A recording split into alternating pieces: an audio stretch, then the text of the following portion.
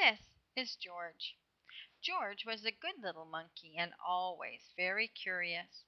One day George went to the zoo with his friend, the man with the yellow hat. A new rainforest exhibit was opening, and they wanted to be the first ones inside. But when they got to the new exhibit, the doors were closed. "We'll have to come back later, George," the man said. "Why don't we visit the other animals while we wait?" First they stopped to watch a zookeeper feed the seals. When he tossed little fish in the air, the seals jumped up to catch them.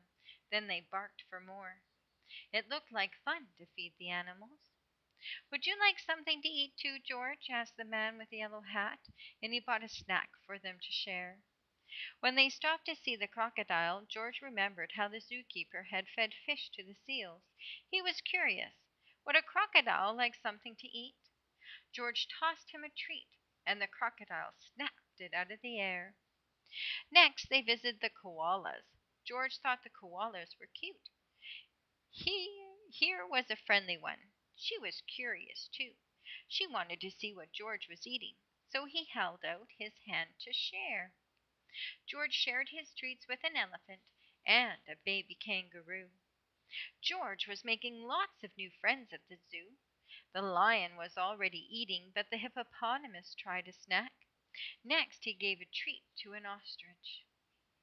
Then George saw the giraffes. What fun to feed a giraffe! Giraffes usually have their heads up high in the trees, but George could see these giraffes would be easy to feed. But as soon as he held out his hand, the zookeeper came running. The zookeeper looked angry. Was he angry with George? George didn't know, and he didn't want to find out. He slipped away, and the giraffes were happy to help. But where did George go? He was trying his best to hide, but little monkeys can't stay still for long. When George wiggled and the zookeeper was waiting, "I see you," he said. Just then another zookeeper hurried by. "Come quick!" she yelled. "Someone saw the parrot." The first zookeeper led George to a bench. "The parrot from our new exhibit escaped, and I must help find it," he explained. He told George to wait for him there, and before he left he said, "Don't you know you're not supposed to feed the animals? The wrong food might make them sick." George felt awful. He didn't know he wasn't supposed to feed the animals. He didn't want to make them sick. George was looking at the treat in his hand when all of a sudden a big bird swooped down and snatched it right up. Now George knew he wasn't supposed to feed the animals, but this one had helped himself. A zookeeper passing by was happy to see George.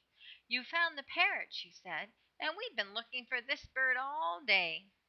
When she saw George's snack, she said, "This isn't the best thing to feed a parrot, but a little won't hurt. Would you like to help me put him back where he belongs?"